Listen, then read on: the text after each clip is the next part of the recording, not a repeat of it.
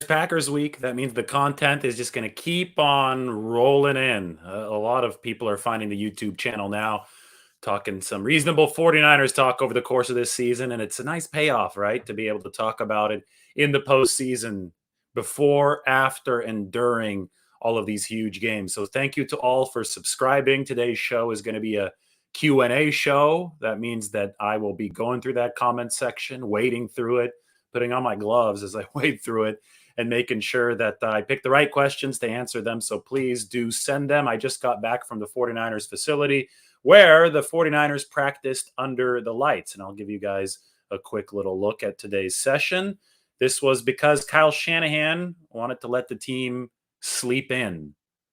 The 49ers are obviously on a short week before they play Green Bay on Saturday.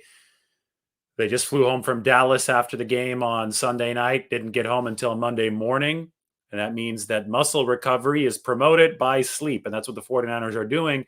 Since they don't have lights on their practice field, whenever they're practicing after sundown, they have to use the stadium. Levi Stadium will not host another game this season.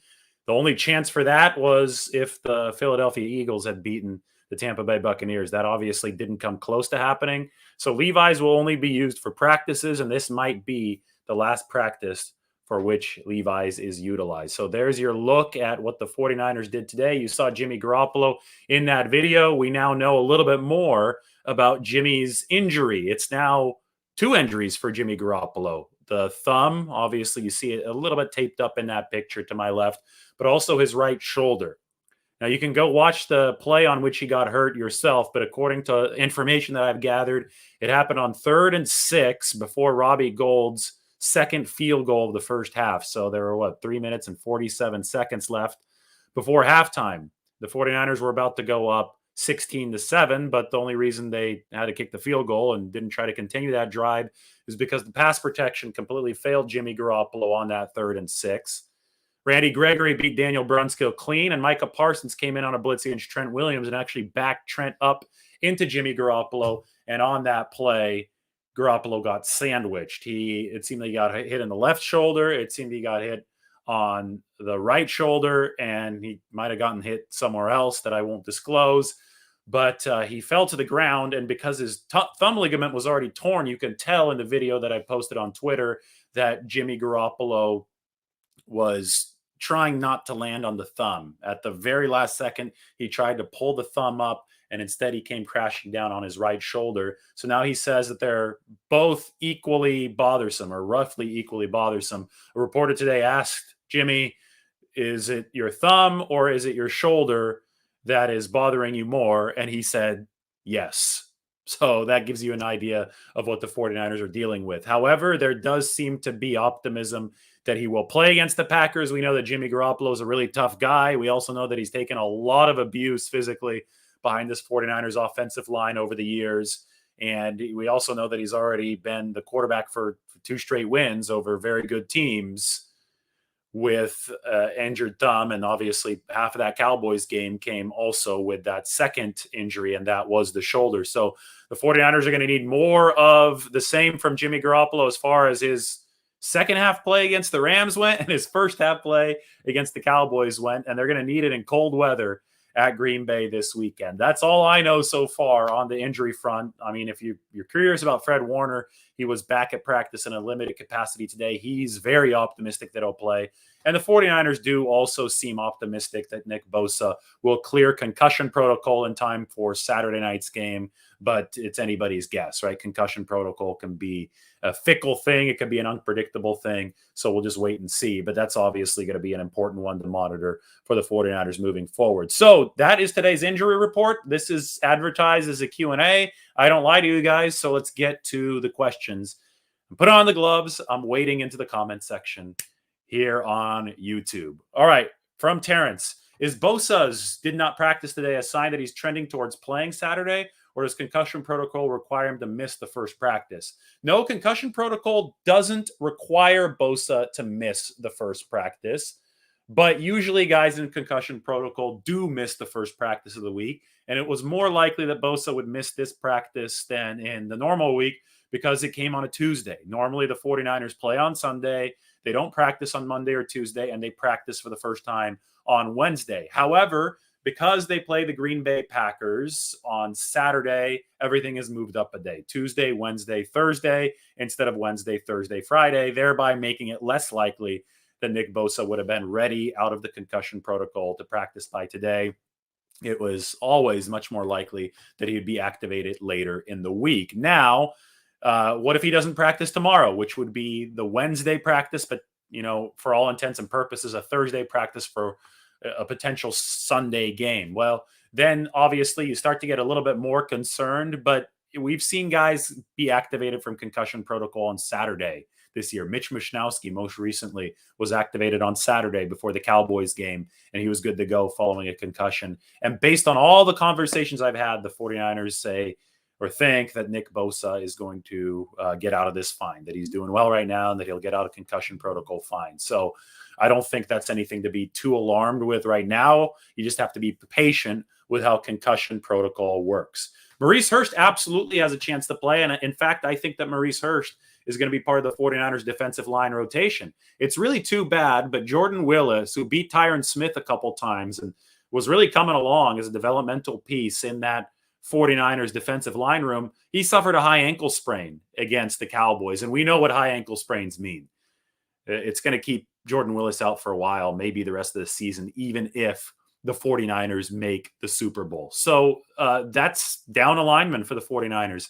They had 10 capable bodies, including Maurice Hurst last week. They only dressed 9. Hurst, even though he was recovered from his calf injury, was inactive. Well, now you lose Willis, and I think if you want to dress 9 again, which they absolutely should do in a cold weather game at Green Bay, Maurice Hurst is going to be back in that rotation, and that's assuming that Nick Bosa is also back from the concussion. You might be wondering, well, Maurice Hurst is a defensive tackle, right? And Jordan Willis is an end and an edge rusher. Yes, that's true, but there's a lot of adaptability in what the 49ers can do. And the reason they have so much versatility is because of Eric Armstead. And I think with Jordan Willis hurt and, an edge rusher down, you could see more Armstead out at edge if Maurice Hurst is activated and takes Armstead snaps at tackle.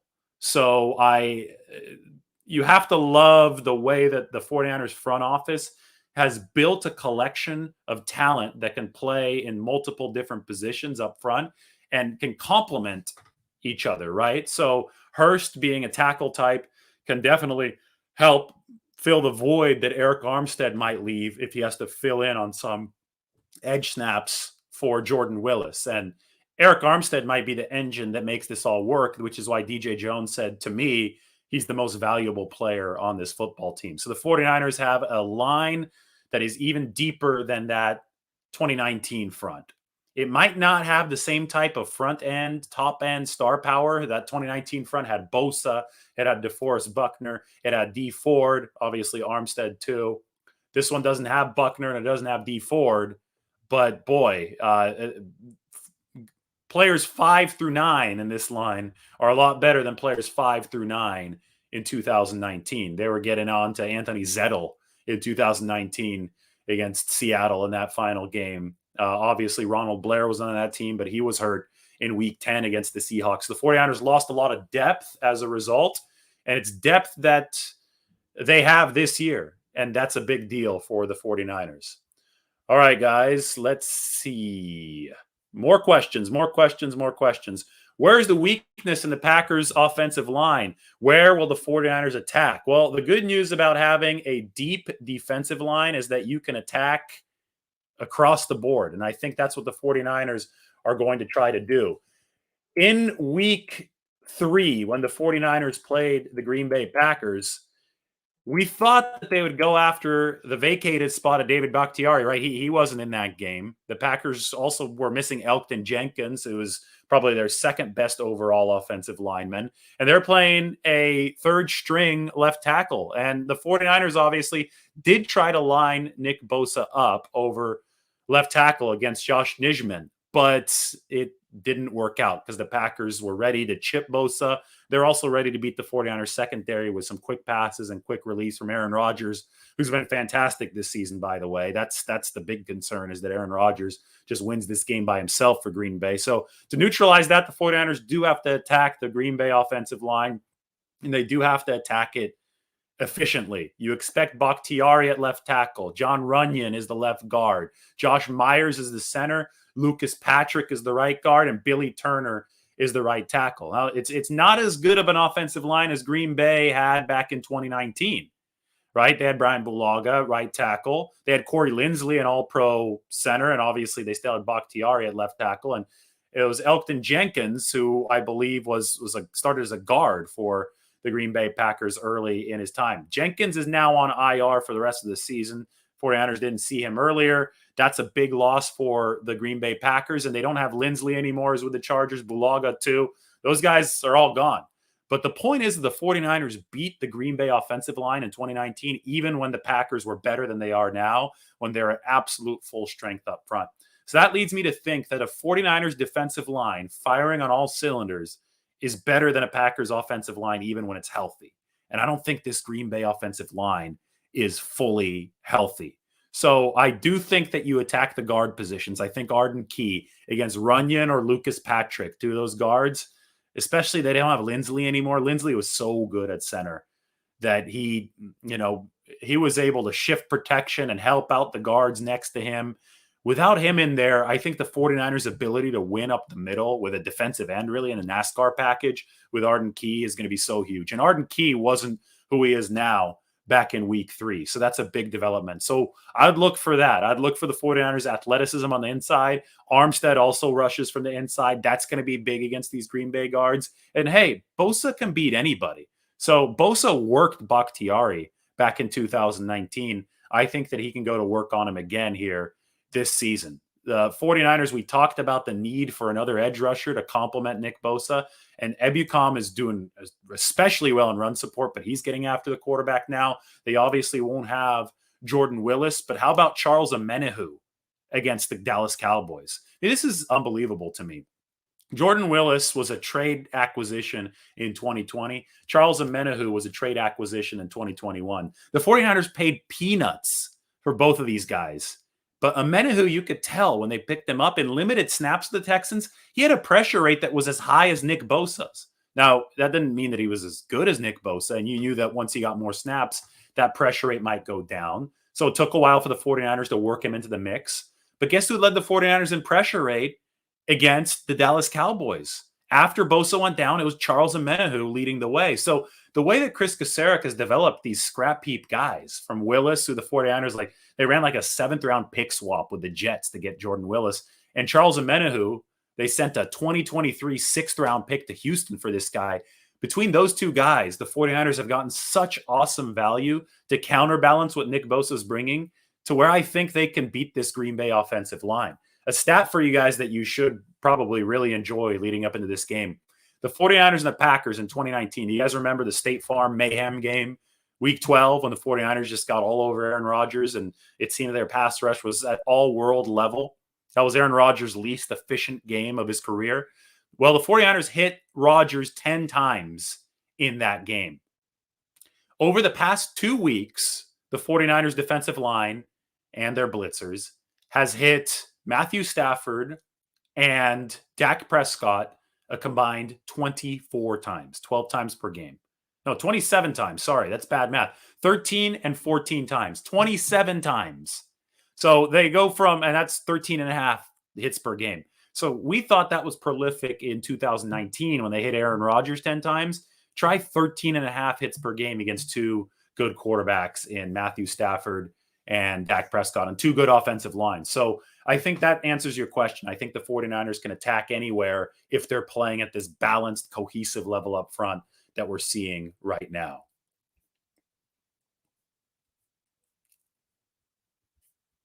There are a lot of questions, so I'm trying to get through as many as possible, try to be as efficient as possible. Who will be matched up on Debo? Will Jair Alexander be shadowing him?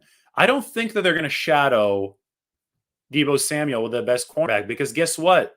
Debo Samuel's not the 49ers' best man-beating wide receiver. Now, before you guys go off with that and think that I'm saying controversial, I'm not. Debo Samuel is obviously the 49ers' best skill position player offensively. He's so versatile with what he can do at the wide back position, right? Wide receiver and running back. He's phenomenal. He's an all-pro. He deserves all the love he's getting. But specifically as far as beating man coverage from a wide out position. The best 49ers weapon at doing that is Brandon Ayuk. And that's why you saw Brandon Ayuk work against Trayvon Diggs last week, because the Cowboys were trying to shut down Brandon Ayuk's man-beating abilities. Now, Ayuk cooked him last week, especially on the throw that Jimmy Garoppolo missed. And by the way, if I'm giving some news here, Garoppolo said that his second half throws were indeed impacted by both of his injuries, the shoulder and the thumb. So that's absolutely worth noting. It's something that we theorized on this very channel. So Garoppolo said that that was the case. I don't know to what extent it was the case, but he did miss Ayuk on that. It was the out pattern in which he just turned Trayvon Diggs around. So I think we're going to see Jair Alexander do some work against Brandon Ayuk here, and we'll probably also see him a little bit against Deebo Samuel. I don't think it's going to be a one guy follows Deebo thing around, though. And the 49ers can really bastardize a defense when one guy is following one player around, like Deebo Samuel, because he could line up anywhere, right? So if all of a sudden he moves into the backfield, you can get a good cornerback like Jair Alexander out of position, and then the 49ers have other weapons to hurt you. George Kittle had a big game against Green Bay back in week 3, 9 catches in that game. Obviously, Brandon Ayuk had a little flash in week 3 before he fully sustainably came aboard. He caught that nice touchdown pass from Jimmy Garoppolo in the third quarter that I believe tied the game. So the 49ers have a lot of weapons, probably more than Green Bay can handle if the 49ers execute. I mean, at the end of the day, this Green Bay defense is the number 22 defense in the league. This is number 2 offense, number 22 defense, number 32 special teams that the 49ers are going against. So you have to think that that 49ers offense is, again, going to have some room to operate. Remember, they scored 28 points in essentially one half against the Packers back in week 3. The 49ers weren't able to execute in the first half, but once they got rolling, that Green Bay defense didn't really have much to stop them. It was Aaron Rodgers who won that game. This question, I already answered somebody else's version of it. Resounding yes. I do think it's going to get that job done. Here's a more casual question. Why am I going to Milwaukee? It's over 2 hours from Green Bay. Well, because it's very hard to fly into anywhere else. You either have to fly into Green Bay direct or Appleton, Wisconsin, which is like 20 minutes away. I'm staying in Appleton after the game. But Milwaukee is the biggest airport near there. You still can't fly there directly from San Francisco or San Jose, but it is a little bit easier to fly into Milwaukee. It's the biggest city. You can get a good dinner there. And then you drive to the night game at Green Bay, which is, you say 2 hours. It will depend on the conditions, right? But if the conditions are okay, which they may not be, you can make it a little bit quicker than 2 hours. I made it an hour, 40 minutes in 2018 for that Monday Night Football game that went into overtime. So I want to get a good dinner in Milwaukee, and, hotels were nicer, cheaper, and it was probably a little bit more reliable to fly into than, some of these super expensive small regional airports near Green Bay. So it's also a nice drive down the lake as you head up there. Here, this is not a question, but this is a comment. Charles Amenahu was indeed a great ad for the 49ers. Again, this defensive line is deeper than the 2019 one, which leads me to, want to do a video that explores what team is better, the 2019 49ers or the 2021 49ers. And I mean, what team is better right now at this point of the season? The 2019 49ers were awesome, right? I mean, they just completely blew out Green Bay in the NFC title game. So it almost feels sacrilegious to compare this team to that one at this point. It feels like they still need to win at least one more game to kind of get near the level that 2019 team accomplished. But we can begin having, an outline of that conversation. And I told this to somebody else in a different interview. I think that it's like apples and oranges. It is really hard to compare these two teams side by side because that 2019 team was close to a finished product out of the gate. Remember how powerful they were defensively against Tampa Bay in the season opener. And then, against Pittsburgh, they turned the ball over a bunch, but they still, you just got the feeling that this was a good football team. It took a lot longer time for the 2021 identity to show up. And that identity was forged by adversity this year.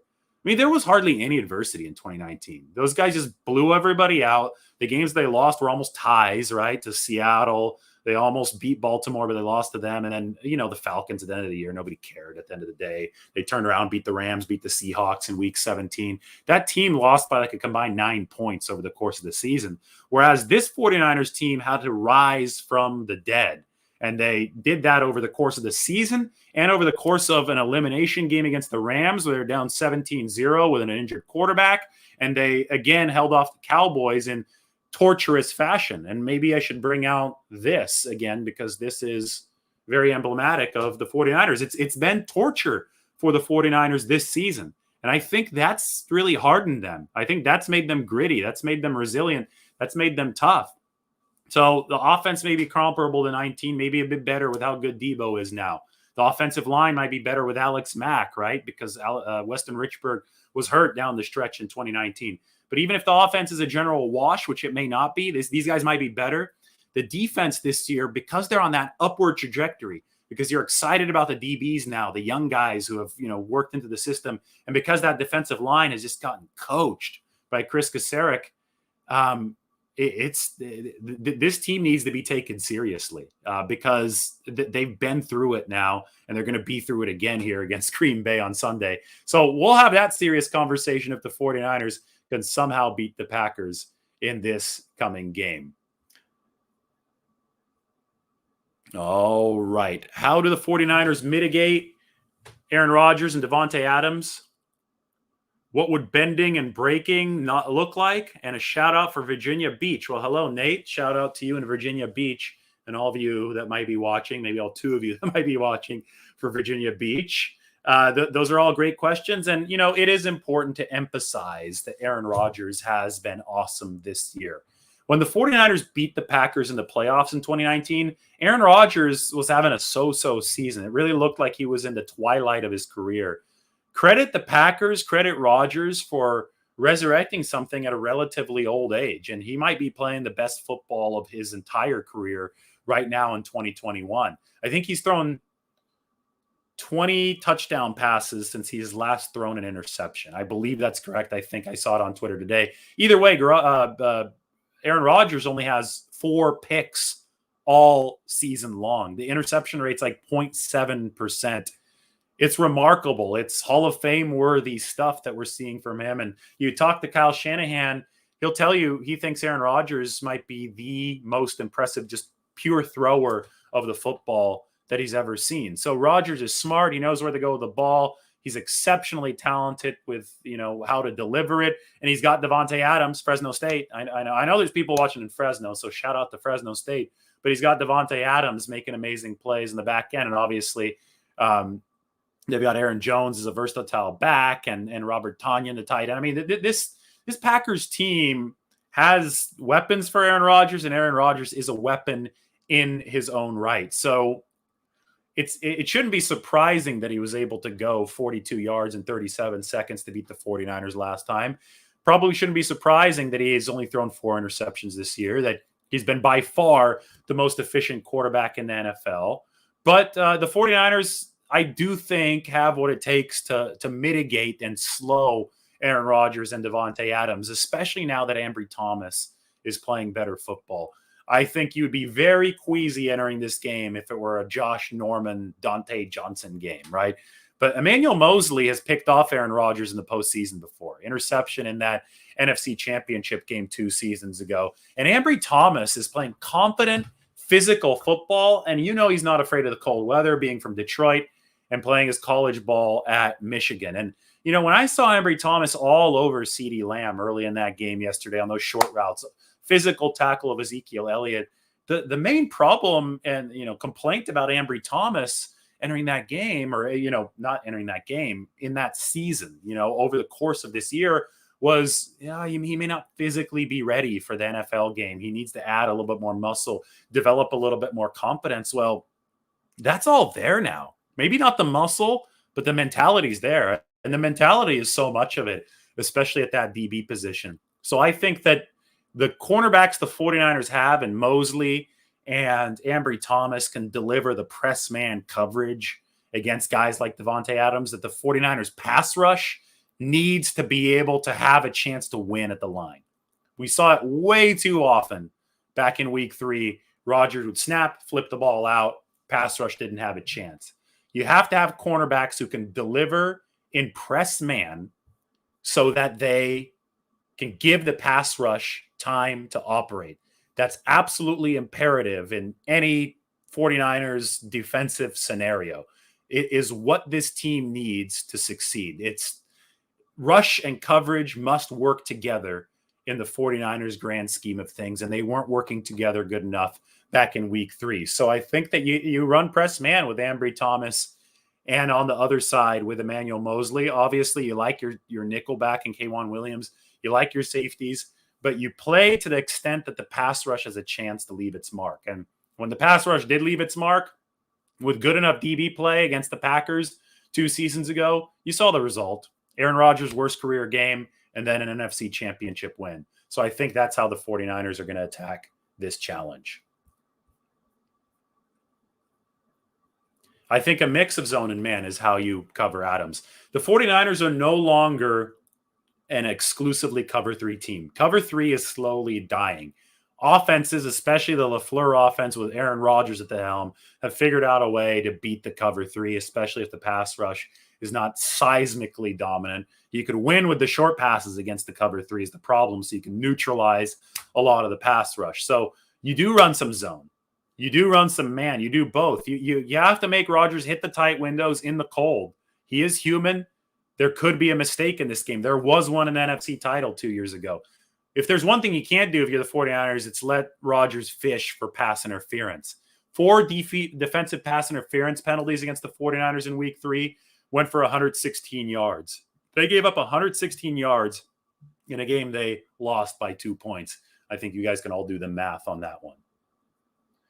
DJ Jones surely needs to be a priority signing. First season where he's played a whole season has been a standout for the D-line. Absolutely. DJ Jones is leading the league here. Let's go here. Let's get to ESPN's pass block win rate. You guys are going to like this right here. Let's give DJ Jones some of the love that he deserves. Defensive tackle, highest run stop win rate in the entire NFL. We can make that big. Look at that. Number 1, DJ Jones. And his percentage is 48%. 48% of the time, DJ Jones is winning his blocks and stop and runs at the line of scrimmage, which is better than any other tackle. In fact, it's 3 percentage points better than number 2, Christian Wilkins, good player from the Dolphins, and a full 5 percentage points better than number 3, who should be familiar, Eric Armstead, 49ers. Now, isn't that a story?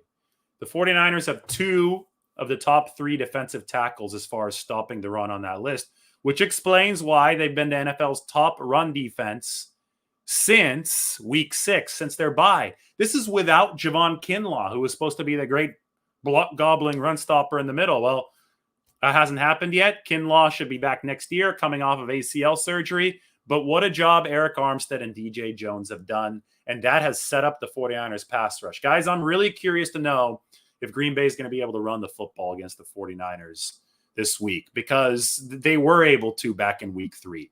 That was a key in that game that nobody's talking about. But Green Bay didn't rip off explosive runs, but they ripped off the steady ones with Aaron Jones. 3 yards, 4 yards, 5 yards. It set Rodgers up to be in comfortable positions to really beat the 49ers pass rush. The 49ers pass rush has turned it around because they've stopped the run first. You keep opponents out of 2nd and 6, 3rd and 3. You put opponents into 2nd and 9, 3rd and 6.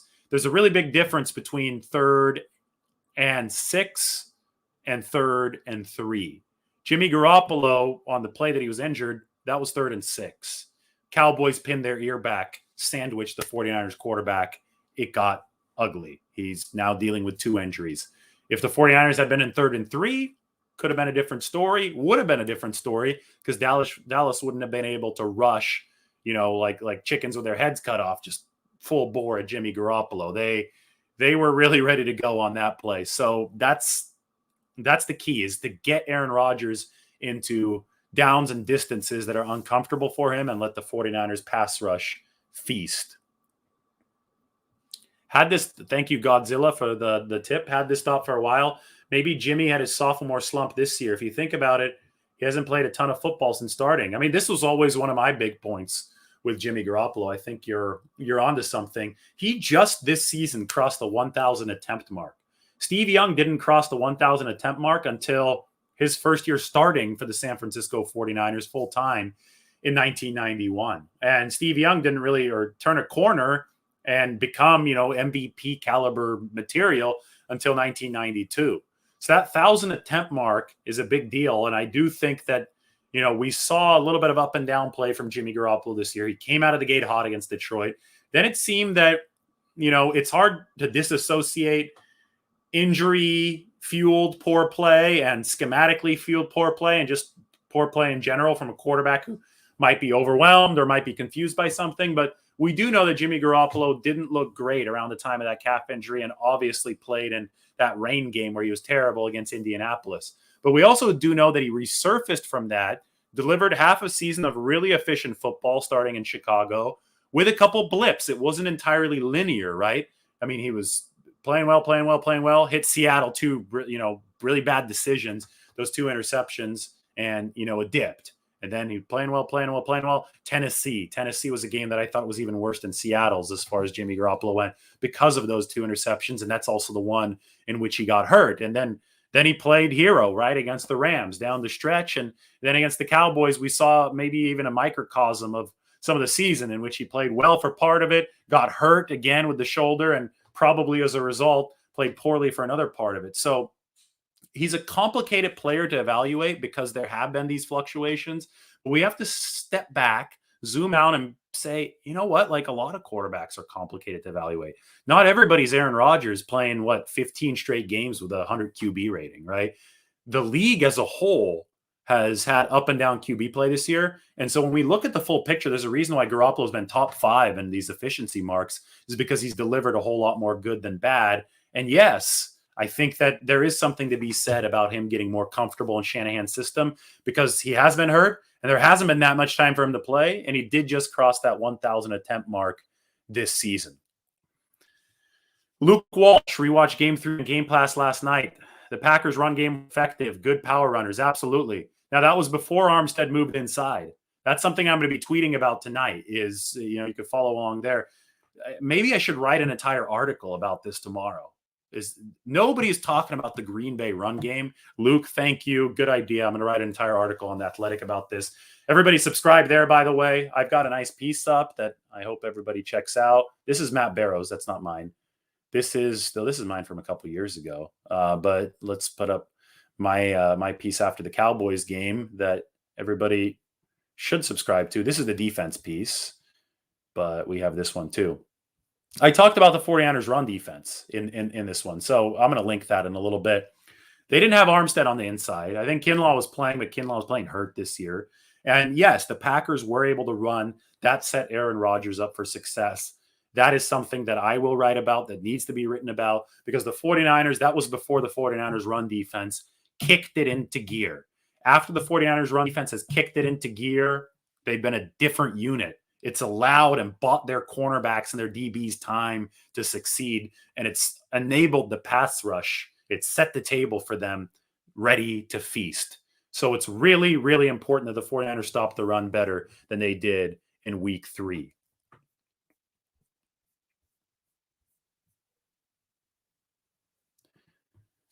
Hey, thank you for this. Hey, David, we've all stated the writing on the wall with Jimmy gone next year, but have you heard any of that from Kyle or John? No, the 49ers, I mean, people shouldn't be premature with anything. I think we use logic to predict stuff. We connect the dots as far as clues go. And throughout the entire year, my big thing that I've repeated time and time again on this channel and in my articles, on my tweets, and the reason I haven't been burned, but like a lot of people, I feel a lot of people were burned because they're so sure that Jimmy Garoppolo would be gone, that they proclaimed, they said it was going to be a quarterback competition. They said Trey Lance would start. People have just been wrong so many times on stuff and lost a lot of credibility. That's an area where I refuse to go, because you have to actually listen to what Kyle and John are saying. And over the course of the season, Shanahan and Lynch have been very clear in that they want to build as much option power as possible for the 49ers, especially at the quarterback position. And that's why it was obvious to me that they wanted to carry Jimmy Garoppolo and Trey Lance into this season with Garoppolo as the starter. The 2021 goal was to insulate the quarterback room, and you could be damn sure that the 49ers are happy that they have, in fact, done that, because Garoppolo's playing beaten up right now, and the 49ers are about to head into frigid weather at Green Bay, and I'm very, very certain that they're much happier to have Trey Lance backing him up as their QB room insulation than Nick Mullins or CJ Beathard. At the same time, the 49ers also made a future-facing play by drafting Trey Lance. The thing is, nobody can accurately chart the future and balance out what might be the best course of action for the nearer term present months ahead of time. Neither can the 49ers. So what they've done is they've created options. Jimmy Garoppolo's contract doesn't have any more guaranteed money on it. He is raising his value as a trade asset the better and the longer that he plays into this postseason. Trey Lance is working on the scout team, trying to emulate Aaron Rodgers this week, by the way. And as we've seen, he's developed over the course of the year because we have data points in week 5 and week 17. Whenever this ride ends for the 49ers, and they hope that it's not till February 14th or 15th after the Super Bowl, whenever this ride ends for the 49ers, they'll sit down and they'll evaluate where they are. They're going to say, hey, where's Trey Lance in his development? Is he ready to be as efficient as Jimmy Garoppolo was this year for us in 2022? If that answer is yes, then they can look to trade Jimmy Garoppolo. If they're not sure about that, they could still look to trade Jimmy Garoppolo and see what kind of offers they get and trade him if they're blown away by offer, but, back off if they're not. If their answer is hell no, we're not confident that Trey Lance is ready yet, he needs another year, probably not likely, because I think Lance has made some progress. I think we saw that in the Houston game. But if that's what they say, they can absolutely keep Jimmy Garoppolo because he's still under team control for one more season. All I would advise is don't make a judgment until you actually know what's going to happen. The options are options for a reason because the 49ers hold power in those options. And if people try to call this one, early, then the same thing's going to happen that's happened 9 times this year, right? When people said Garoppolo would be gone when Stafford was available. People said Garoppolo would be gone when Watson he wasn't available, but supposedly available. People said Garoppolo would be gone when they traded for Lance. I mean, time and time again, people have been wrong about this, and I think I counted it on another video. It's up to like 8 or 9 right now. So don't let this be number 10. And we could say that it's likely that Garoppolo's not here next year, but never be certain. And the 49ers will decide this at the end of the season. All right, I know a couple of you guys have sent in tips, so I'm going to answer those questions first, just to be fair. Well, thank you, Nate. You already answered my question, but your content is awesome this year. Go Niners from Nate. I can't say that. I'm neutral. I'm a journalist, but we'll read what Nate said on screen. From Nick, thank you, Nick McSwain. Do you think Jair Alexander, David Bakhtiari, and Zadarius Smith and Preston Smith, there are 2 Smiths, Zadarius and Preston, will make a big difference for this game? How do you think the 49ers will respond? Well, Jair Alexander made a nice difference in week 3, had an amazing interception in center field. That wasn't even Jimmy Garoppolo's fault. He laid a pretty nice pass in there deep downfield, and Alexander, who's a great cornerback, made a play. Bakhtiari, yes. I mean, he's one of the better tackles in football from the Bay Area, right? He went to Sarah High School. He's always a good player, but Bosa has shown the ability to beat Bakhtiari. It's going to be more about the other linemen against the 49ers' other defensive linemen.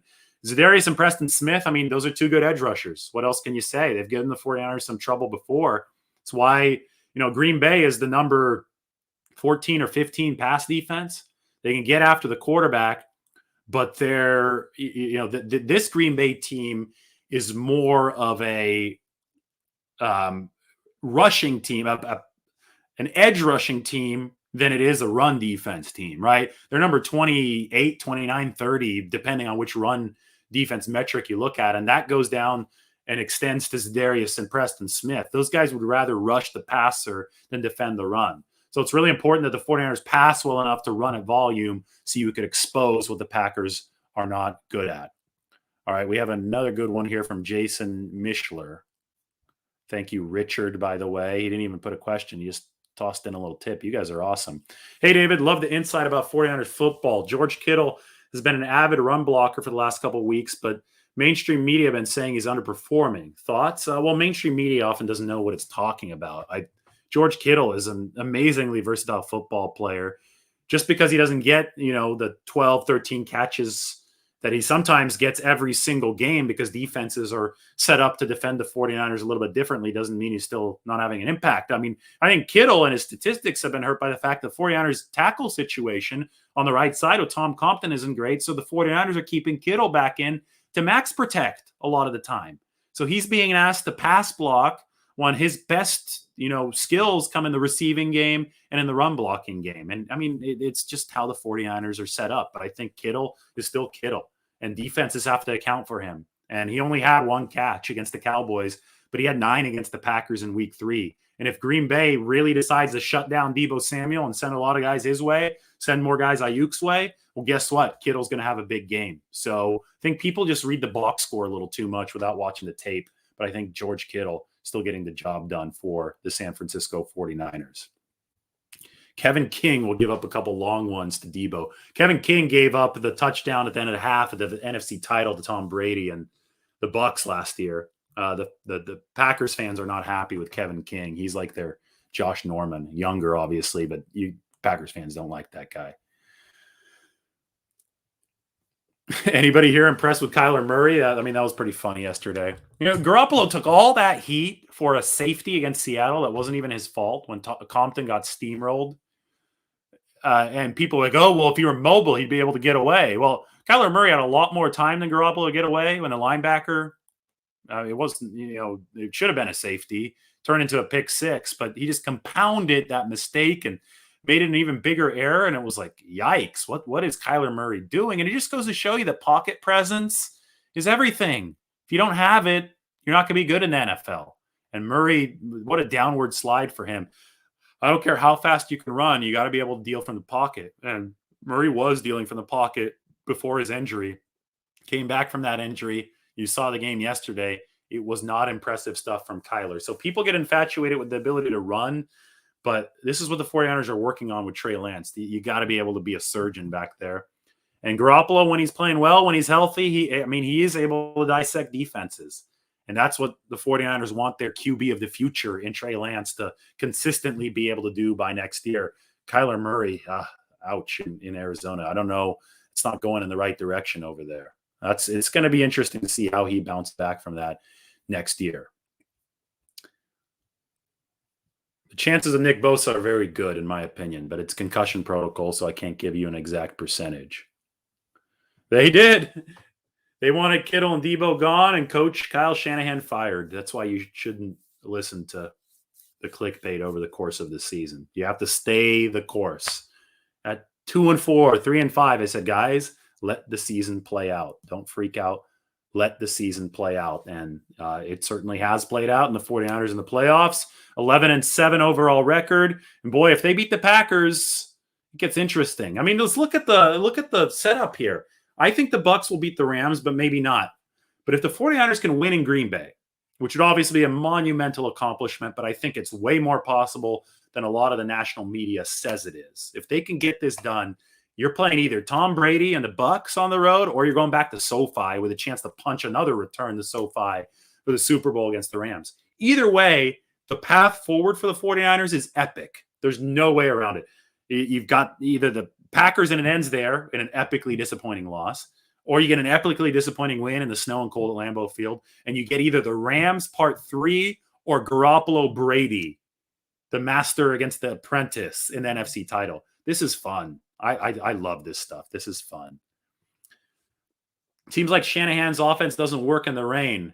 Ravens, Washington, Colts games come to mind. It's hard to have a 15-play drive in the rain, but it's easy to bomb it deep and get a PI. I mean, it's not easy to get a PI. It might be easy when you're facing the 49ers run defense or when you're facing the 49ers defensive backs, not the run defense. I misspoke there, from early in the season when you had Josh Norman and those guys back there. So the 49ers didn't have the benefit of throwing against their own secondary in those games. But, I would argue that every offense is compromised by the rain or the cold. That's why points per game, yards per game are all lower in those situations. You have to be able to execute the crisp short passing game. It's tough when the ball's wet.